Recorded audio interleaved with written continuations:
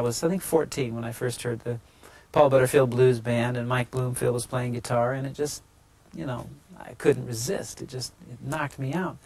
And it was the first time I'd ever heard people who really were kind of on another level as players.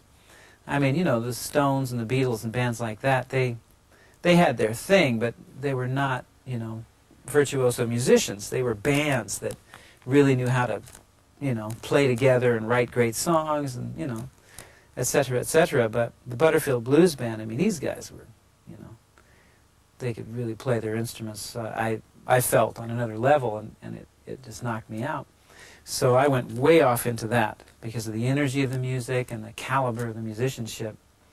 And I wasn't so much into the, you know, at that time, you know, like those other bands and that other music was a lot, songwriting was sort of, the focus was songs, you know.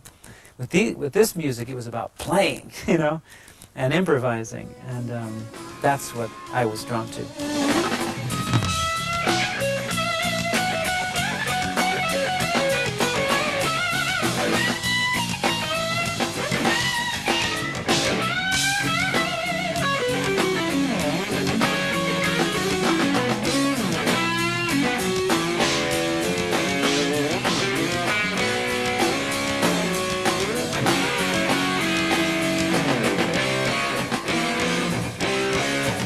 We opened for Charlie one night, and Charlie hired my brother on the spot. He fired his drummer that night, sent him home, and hired my brother to play drums with him.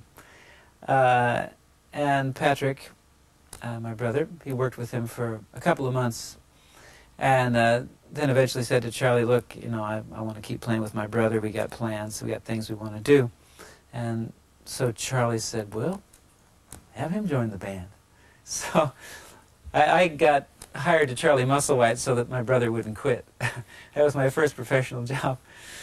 And, you know, Charlie's like, you know, an established Chicago blues man, you know. I mean, he was, you know, Paul Butterfield, Charlie Musselwhite, those guys were real icons for me, you know, at that time. And I was 18, I think. So it was terrifying, on, you know, in a way. Jimmy Witherspoon was someone that I worked with for 2 years. Not long after Charlie, actually. My brothers and I, Patrick Ford, Mark Ford, is a blues harmonica player. Patrick's a drummer, and he has his own blues label now, actually, called Blue Rocket Records. We had a band together.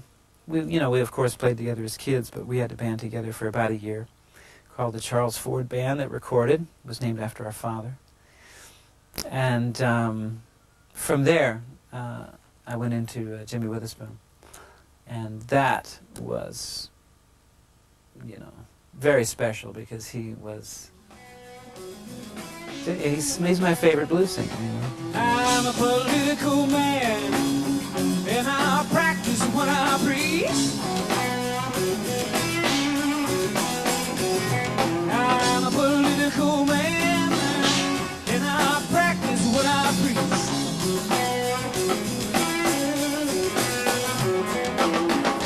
Don't deny me, like you're in my reach. I support the left, but I'm leaning to the right. I support the left,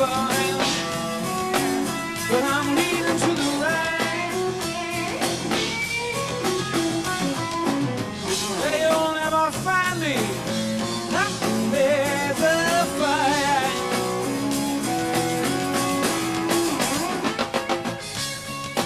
Our group comes out of the tradition of, well, both of these traditions, blues and jazz, kind of side by side. And I think probably what I was referring to when, you know, mentioning Miles is that we keep things simple. We don't rehearse a lot. We're a very improvisational band, and that is of the tradition of jazz, you know. I try to write something within blues forms, you know. I work within blues forms. I try to say something that is personal. And also, I borrow from other blues lyrics where it's kind of needed, you know, to again sort of keep it in properly in the idiom, you know, of blues. You know, you can't go too far away, or you become basically a poet, you know, with blues underneath, you know. So, you know, it's good to take things from the blues. Everybody did it in the blues tradition. Everyone, you know, borrowed or stole outright from everybody else, you know, in the blues. Lyrics. Everybody says they wrote everything, you know. Songwriting has become much more of a focus for our records. I mean, my first solo album, the Talk to Your Daughter album, which came out in 1988, I mean, that was a lot of covers. We did a lot of classics on that record, although I tried to pick, aside from Born Under a Bad Sign, I tried to pick things that people probably hadn't heard that much. But ever since, I've been, you know, working on writing. And I think it was more highlighted on the Mystic Mile album than before. And maybe perhaps it's a little more evolved even on this record. I'm prouder of the songwriting on this record than that. It seems to have just kind of come to another level.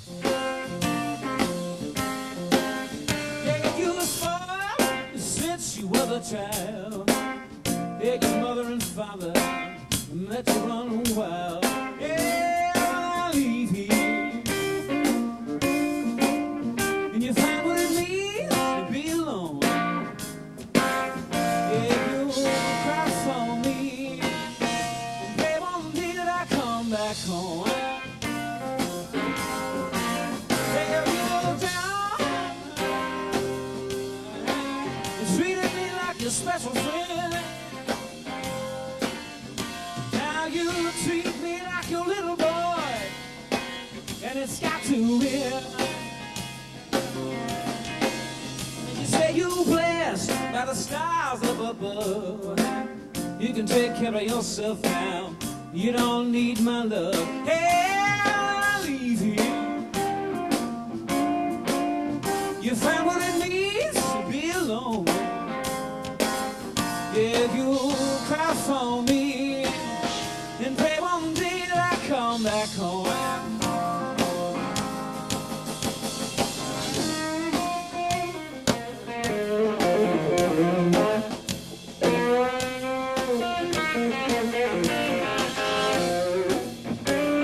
It's really wonderful to be able to exercise musical freedom. And it's one thing that artists are always struggling for, you know, in their lifetime, is artistic freedom, right? And we have had to work with that. And we seem to be finding a way, you know. And it does seem to start with the blues, you know. As long as we're coming from there, everything seems to work out.